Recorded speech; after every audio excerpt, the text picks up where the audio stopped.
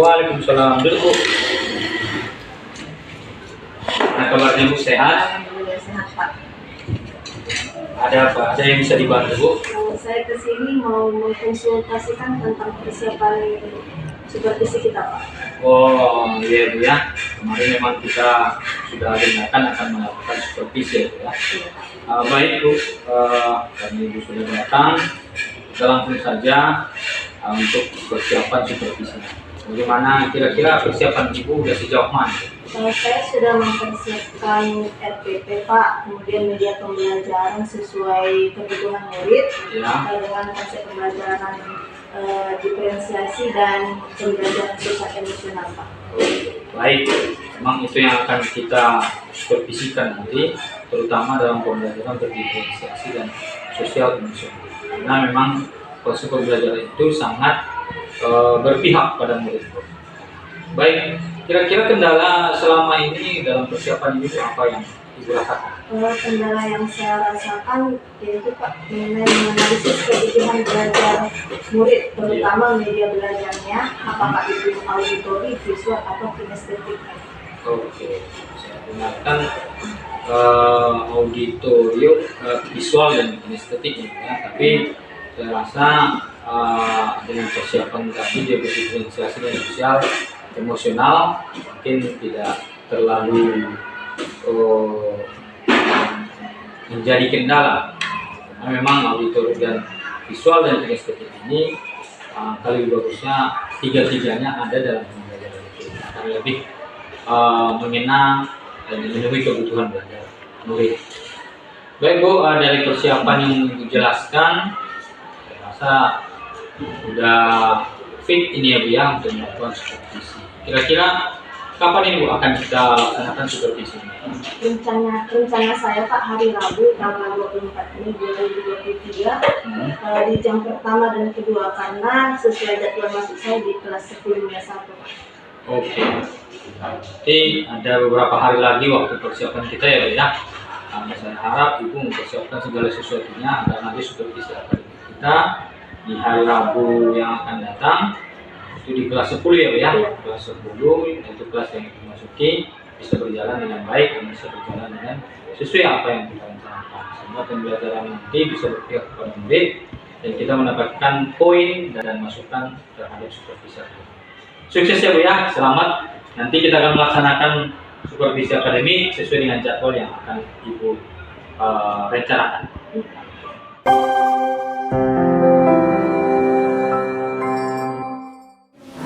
Assalamualaikum. Waalaikumsalam warahmatullahi wabarakatuh. Selamat siang anak-anak Ibu sekalian. Siang Ibu. Bagaimana kabarnya hari ini? Sehat Ibu. Alhamdulillah.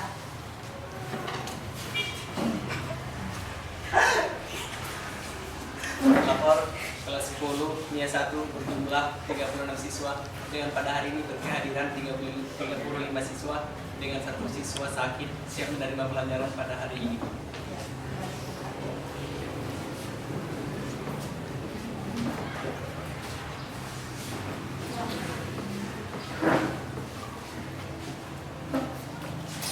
Garda Pancasila 1, 2, 3 ya.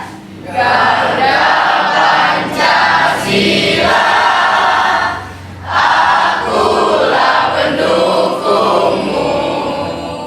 Patriot proklamasi, sedia berkorban untukmu. Pancasila dasar negara, rakyat adil makmur sentosa, pribadi bangsaku.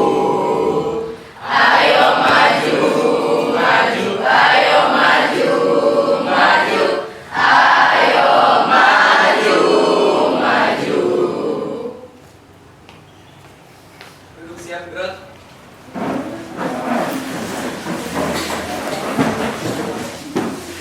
Sebelum kita memulai pelajaran pada hari ini, marilah kita berdoa menurut ajaran dan kepercayaan kita masing-masing. Berdoa dimulai.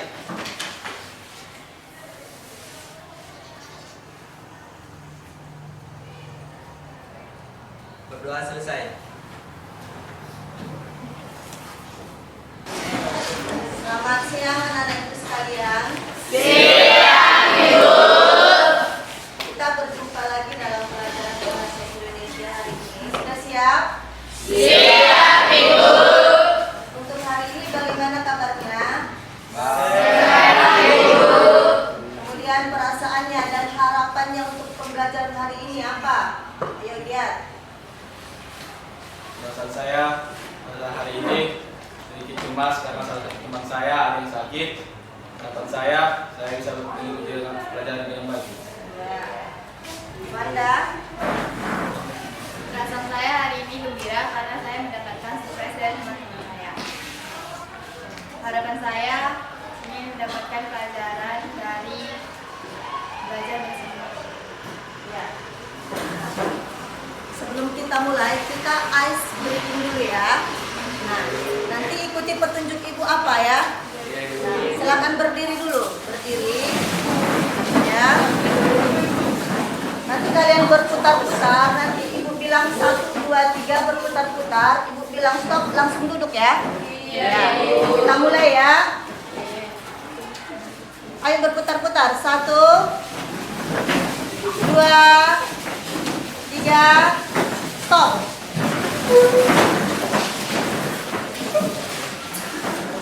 Sekali lagi ya. Nah, ayo berdiri. Berputar-putar. 1, 2, 3, stop. Ya. Sudah ya, sudah konsentrasi untuk pelajaran hari ini ya. Sudah, Ibu. Sebelumnya, ibu mau tanya, apa itu biografi?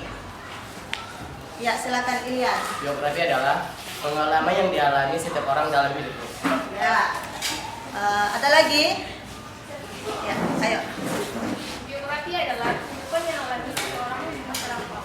Ya, benar ya. Kasih tepuk tangan.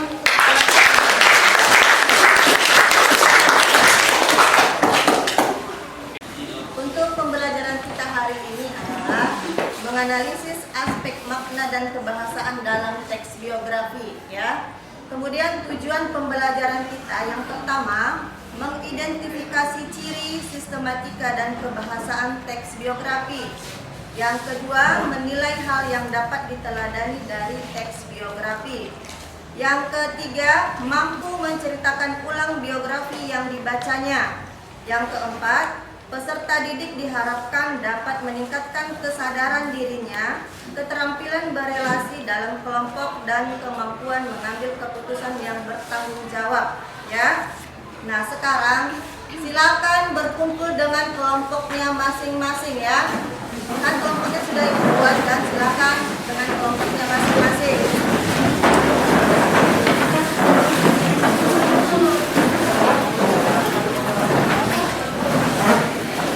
Nah, sudah. Jika sudah, silakan anak-anak sekalian keluarkan alat tulisnya, handphone dan buku paketnya ya.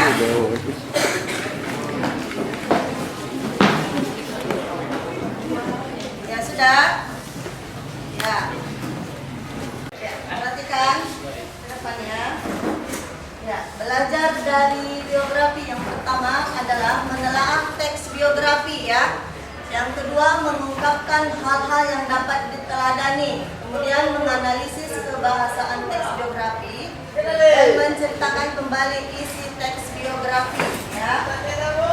Kemudian tujuan pembelajaran. Yang pertama, mengidentifikasi ciri teks biografi berdasarkan isinya. Yang kedua, mengidentifikasi struktur teks biografi. Yang ketiga, menemukan pola penyajian karakter tokoh dalam teks biografi. Kemudian kesepakatan belajar. Yang pertama, mengikuti pembelajaran mulai dari awal sampai dengan akhir. Yang kedua, aktif selama pembelajaran. Kemudian mengerjakan tugas yang diberikan, bekerja sama dalam kelompok, dan tidak mengundang keributan selama pembelajaran. Kemudian apa itu biografi? Nah, menurut Kamus Besar Bahasa Indonesia KBBI, biografi adalah riwayat hidup seseorang yang ditulis oleh orang lain. Sementara itu riwayat hidup yang ditulis oleh diri sendiri disebut autobiografi. Umumnya biografi berisi cerita riwayat hidup seseorang yang bisa menjadi motivasi. Ya. Kemudian ciri-ciri teks biografi dilansir dari buku teks dalam kajian struktur dan kebahasaan tahun 2018 oleh Taufikur Rahman. Buku ciri-cirinya yang pertama, memiliki isi kisah atau perjalanan hidup sesuai fakta pengalaman tokoh, ya. Kemudian ditulis dalam bentuk narasi, memiliki alur cerita, kemudian menceritakan peristiwa penting dari tokoh sehingga dapat dijadikan teladan bagi pembaca. Kemudian menekankan struktur orientasi, kejadian atau peristiwa penting dan reorientasi. Kemudian memiliki pola pengembangan teks kronologis dan karakter tokoh dapat digambarkan secara langsung maupun tidak langsung. Nah, struktur teks biografi yang pertama ada orientasi, yaitu membuat informasi umum sang tokoh, mulai dari nama, tempat dan tanggal lahir, riwayat pendidikan dan lain-lain. Selain itu berisi latar belakang kehidupan tokoh, misalnya kisah masa kecil dan suasana dalam keluarga tokoh, ya. Yang kedua, peristiwa penting. Peristiwa penting disusun secara kronologis atau urutan waktu kejadian. Peristiwa yang ditulis merupakan peristiwa utama atau yang paling berkesan dialami tokoh. Yang ketiga, reorientasi, berisi tanggapan evaluatif, pernyataan, kesimpulan mengenai rangkaian peristiwa yang telah dijabarkan sebelumnya. Kemudian kebahasaan teks biografi. Yang pertama, dalam menceritakan tokoh, penulis menggunakan kata ganti orang. Kata ganti orang ketiga tunggal, yaitu beliau, dia, atau ia. Ini bisa digunakan bergantian dengan penyebutan nama tokoh, ya. Kedua, karena menjelaskan peristiwa atau perbuatan yang dilakukan tokoh, sehingga teks biografi menggunakan kata kerja tindakan untuk menjelaskan hal tersebut. Dan menggunakan kata adjektiva atau kata sifat, menggunakan kata kerja pasif, kata sambung, kata depan atau nomina. Kata sifat banyak digunakan dalam mendeskripsikan tokoh tersebut. Kata kerja pasif kerap digunakan untuk menjelaskan peristiwa yang dialami tokoh. Cukup sekian. Cukup sekian penjelasan tentang biografi. Sekarang teman dua orang dan masing-masing, ya. Bagikan satu kelompok, ya.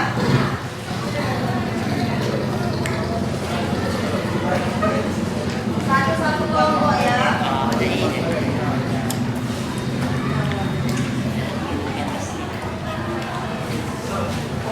Coba Najril ini ditempel di belakang. Bisa, ya. Tempel di belakang.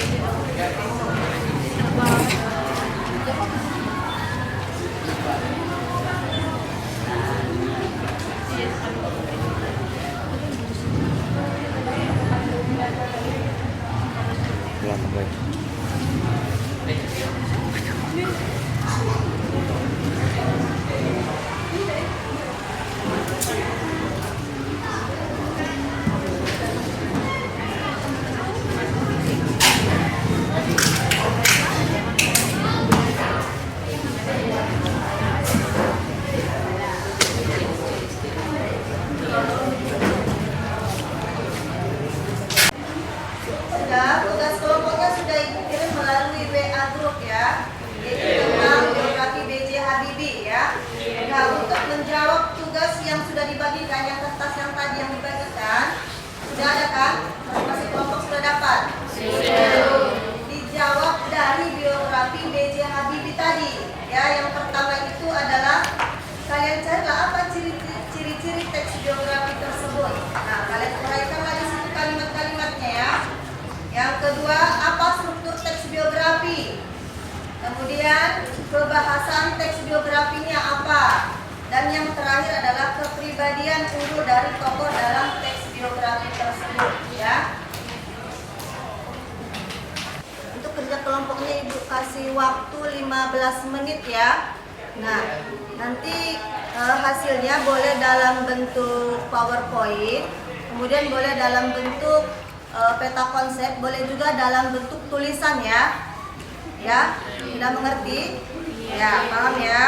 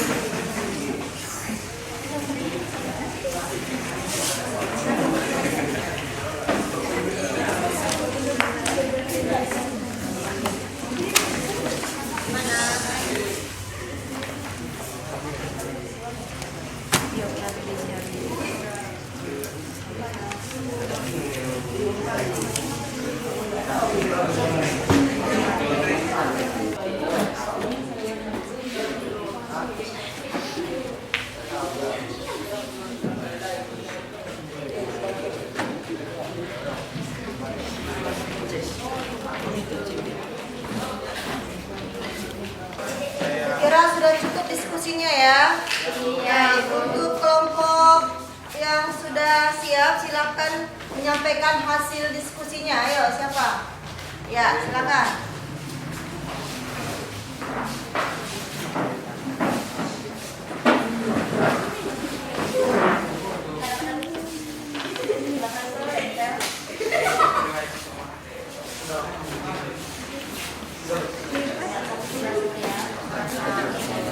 Assalamualaikum warahmatullahi wabarakatuh. Di sini kami dari kelompok Baflu ingin mendeskripsikan dari biografi B.J. Habibie. Yang pertama itu terdapat ciri-cirinya. Kami simpulkan ciri-ciri dari biografi B.J. Habibie. Yang pertama itu menceritakan kisah hidup B.J. Habibie, yakni menceritakan berbagai pengalaman-pengalamannya dari masa yang dari dia kecil sampai dia besar. Yang kedua itu diceritakan mulai dari lahir sampai istrinya wafat. Dan yang ketiga terdapat peristiwa penting, yaitu B.J. Habibie menemukan rumus yang dapat menghitung kedetekan atom-atom pesawat terbang. Yang kemudian kutipan yang kedua adalah strukturnya. Yang pertama strukturnya adalah orientasi, yakni mengenalkan tokoh Habibie sejak dia lahir dan tempat tinggalnya serta orang tuanya. Yang kedua itu ada peristiwa penting, yakni menjadi profesor kehormatan pada Institut Teknologi Bandung ataupun universitas yang disingkat menjadi ITB. Yang ketiga adalah orientasi, yakni membuat kisah dengan sang istri dalam sebuah buku yang berjudul Ainun dan B.J. Habibie. Kutipan yang ketiga adalah kebahasaan, yakni isinya terdapat kata ganti dalam teks biografi B.J. Habibie. Yang kedua, menggunakan kata sifat di dalam teks. Yang ketiga, ada teksnya menggunakan kata sambung. Dan kutipan yang keempat adalah kepribadian. Yang pertama itu, B.J. Habibie merupakan sosok yang gigih dalam menuntut ilmu. Yakni kita ketahui B.J. Habibie mendapatkan beasiswa dan tidak melanjutkan S1-nya karena kuliah ke luar negeri. Yang kedua, kepribadian itu tidak tinggi hati, yakni rendah hati dan tidak sombong. Dan kepribadian yang ketiga yang kami kutip adalah B.J. Habibie merupakan sosok yang berprestasi. Sekian yang dapat kami sampaikan. Jika ada kataan yang kami sampaikan, kami memohon maaf. Kami akhiri dengan salam. Assalamualaikum warahmatullahi wabarakatuh. Bagi kelompok yang lain ingin bertanya silakan ya. Ayo. Ya, silakan. Apa masalah yang dihadapi oleh B.J. Habibie dalam masa hidupnya? Udah Ibu. Ya, silakan jawab. Terima kasih untuk pertanyaan yang telah disampaikan kepada kami. Salah satu masalah yang dihadapi B.J. Habibie adalah yakni dalam masalah ekonominya, yaitu ketika dia kecil sudah ditinggalkan oleh seorang ayahnya dan kebutuhan untuk pendidikannya hanya ditanggung oleh ibunya. Mungkin menurut kami itulah masalah yang dihadapi oleh B.J. Habibie. Ada lagi? Ayo. Satu lagi. Saya. Ya, silakan. Apakah alur cerita teks biografi B.J. Habibie maju mundur alurnya atau terbalik?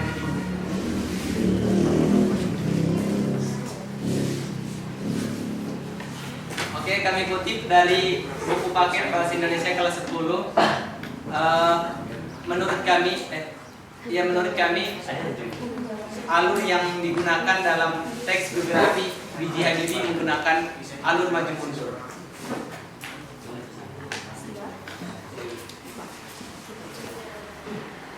Terima kasih kepada teman-teman yang telah menyampaikan pertanyaannya.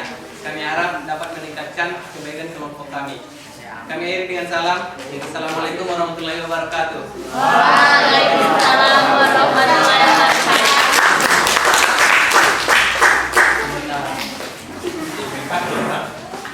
Mungkin untuk hari ini cukup sekian pembelajaran kita hari ini. Untuk anak-anak yang menyimpulkan pembelajaran hari ini, siapa? Ditunjuk dua orang ya. Yang pertama, siapa? Ayo, Ani Zahara. Assalamualaikum warahmatullahi wabarakatuh. Perkenalkan, nama saya Ani Zahara Harhab. Di sini saya akan membuat kesimpulan dari materi biografi. Materi biografi menurut saya adalah sebuah pengalaman seseorang. Biografi terdiri dari beberapa struktur, yaitu orientasi, peristiwa penting, dan reorientasi. Sekian dari saya. Assalamualaikum warahmatullahi wabarakatuh.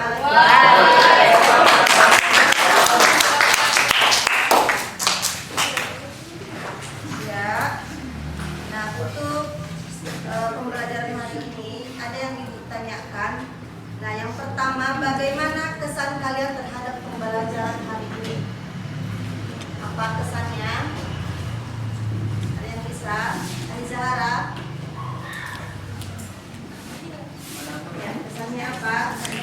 Pesan yang kami dapat simpulkan adalah kami menjelajahi bagaimana tentang biografi seseorang, mengerti alur ceritanya, dan mengerti alur biografi tersebut. Sekian yang dapat saya sampaikan. Saya tutup dengan salam. Assalamualaikum warahmatullahi wabarakatuh. Kemudian yang kedua, apa manfaat yang kalian dapat dari pembelajaran hari ini? Apa? Siapa? Saya. Ya, Najril, silakan Najril. Menurut saya manfaat yang dapat saya dapatkan pada pembelajaran kali ini adalah teks biografi mampu memberikan motivasi bagi pembaca. Ya, sudah. Ya. Itu untuk teman-teman kita.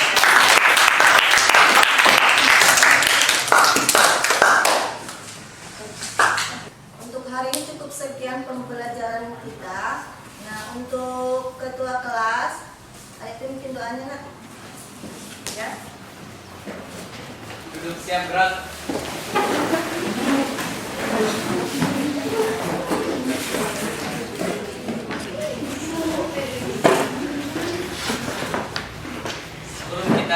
pembelajaran pada hari ini ada baiknya kita berdoa agar diberikan keberkahan kepada kita semua.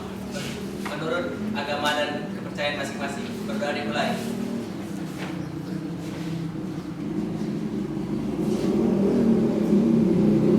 Berdoa selesai. Sudah cukup sekian ya. Wassalamualaikum warahmatullahi wabarakatuh.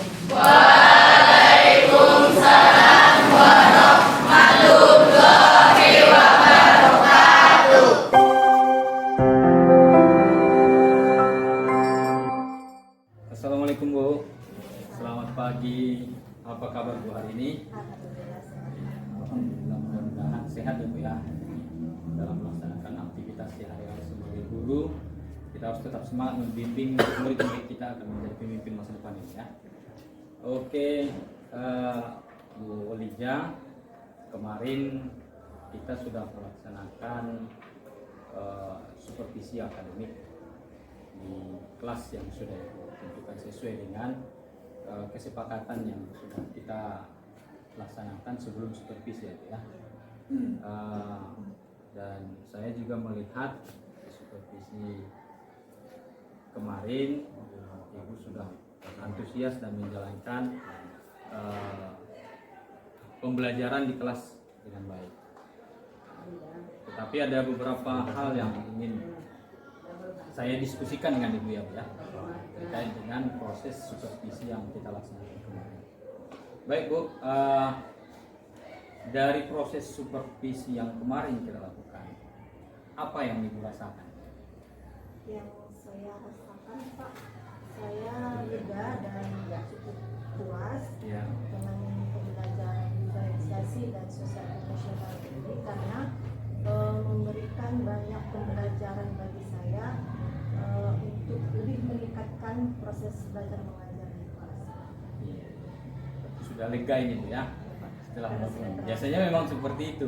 Setelah supervisi ada sedikit beban yang terlepaskan.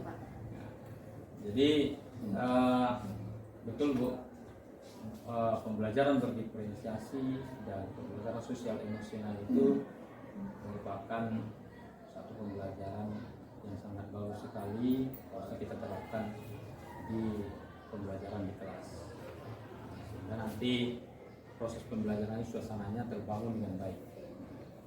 Baik Bu, selanjutnya setelah melakukan supervisi itu yang Ibu rasakan, ada nggak kelebihan ataupun kelemahan Ibu sewaktu melakukan pembelajaran di kelas? Yang saya rasakan Pak, kalau kelebihan mungkin karena saya masih muda ya Pak, Iya. bisa lebih akrab dan komunikatif dengan siswa, dan siswa juga tidak canggung dengan saya. Iya. Kalau kelemahan sih Pak, mungkin saya masih kurang mampu mengatur waktu secara Jadi kelebihannya masih Ibu masih berjuang ya, betul ya Bu ya. Tidak jauh beda jarak umur antara murid, apalagi ini SMA ya Bu ya, dengan Ibu, sehingga mungkin murid tidak merasa canggung, masih kawan-kawan yang bisa dianggap sebaya ya Bu ya, sehingga ada keakraban dan keharmonisan komunikatif dengan murid. Mungkin beda dengan guru-guru yang sudah tua, mungkin dianggap opung ataupun kakeknya sehingga dia segan untuk berbicara. Itu merupakan satu kelebihan mungkin dari guru-guru muda. Dan mungkin kelemahannya tadi betul Bu, dalam melaksanakan pembelajaran berdiferensiasi dan sosial emosional memang kita harus lebih bagus menata waktu. Kalau memang itu 2 kali 45 menit, apa saja yang bisa kita lakukan, kita implementasikan dalam pembelajaran berdiferensiasi dan sosial. Tapi kedepannya mudah-mudahan bisa disamakan. Sewaktu melakukan pembelajaran berdiferensiasi ataupun sosial emosional selama kita supervisi kemarin. kendala yang saya rasakan Pak, yaitu bagaimana membiasakan murid bisa beradaptasi dengan itu tadi pembelajaran diferensiasi dan sosial emosional tadi. Iya. Berarti hal yang menjadi kendala ini adaptasi murid ya Bu ya, karena mungkin baru bagi mereka. iya mungkin diferensiasi dan sosial ini sebenarnya bukan hal baru sih, tetapi mungkin penerapannya Iya, bagi murid kan, bagi murid masih awal dan masih awam bagi murid. Tetapi harus tetap semangat kita melaksanakan ini agar nanti murid kita bisa beradaptasi dan bisa menjadi terbiasa dengan pembelajaran. Karena pembelajaran yang sangat bagus ini Pak, berdiferensiasi dan sosialisasi. Oke Bu, dari kendala itu yang terakhir, kedepannya target ataupun tindak lanjut yang Ibu pikirkan, baik itu dari kelebihan atau kelemahan dan kendala yang Ibu rasakan selama supervisi, apa yang akan Ibu lakukan untuk tindak lanjut ke depannya? Tindak lanjutnya yang saya lakukan Pak, yang pertama saya ingin mengevaluasi konsep pembelajaran diferensiasi ini dan sosial emosional ini terhadap pembelajaran selanjutnya. Ya. Kemudian saya ingin meningkatkan proses identifikasi terhadap kebutuhan belajar murid Pak. Iya. Kemudian saya juga ingin menggunakan dan mencari media yang banyak ya Pak, terutama di bidang digitalisasi yang sesuai dengan bahan ajar. Berarti ada 3 poin tindak lanjut ke depannya ya. Mungkin itu saja sih. Pertama tadi kalau tidak salah ada bahan evaluasi dari pembelajaran berdiferensiasi dan sosial emosional yang sudah dilakukan. Jadi untuk Bu, agar kita ada peningkatan ke depan harus ada evaluasi. Pasti ada kelemahan atau kekurangan sewaktu kita menjalankan diferensiasi atau sosial emosional di kelas. Kedepannya begitu. Itu evaluasinya ya. Lalu yang kedua tadi identifikasi. Ini betul Bu, karena ini sangat vital sekali. Kita sebagai guru sebelum melaksanakan pembelajaran di kelas harus mengenali murid kita, apa yang mereka butuhkan untuk materi-materi selanjutnya, karena menurut saya setiap materi pasti berbeda kebutuhan muridnya. Nah, itu sangat bagus sekali kita tindak lanjuti. Dan yang terakhir tadi sumber belajar yang lebih multi ya, terutama digitalisasi agar sinkron dengan zaman sekarang. Baik Bu, saya rasa sudah cukup jelas sekali bagaimana supervisi kita ini dan bagaimana tindak lanjut ke depannya. Saya sangat menantikan hal-hal baru dari Ibu, dan tindak lanjut tadi mungkin kita masih bisa berkolaborasi selanjutnya agar tindak lanjut yang 3 poin yang Ibu sampaikan tadi bisa terselesaikan ya, bisa terfinishkan sampai 100% nanti, sehingga pembelajaran ke depannya bukan harus dalam situasi supervisi, tetapi dalam pembelajaran sebagaimana biasanya di kelas, tetap menjunjung tinggi kebutuhan belajar murid agar kualitas dan kuantitasnya bisa tercapai ya. Terima kasih Bu. Ya Pak. Di lain waktu kita akan berkolaborasi kembali. Semoga sukses ke depannya. Assalamualaikum warahmatullahi wabarakatuh.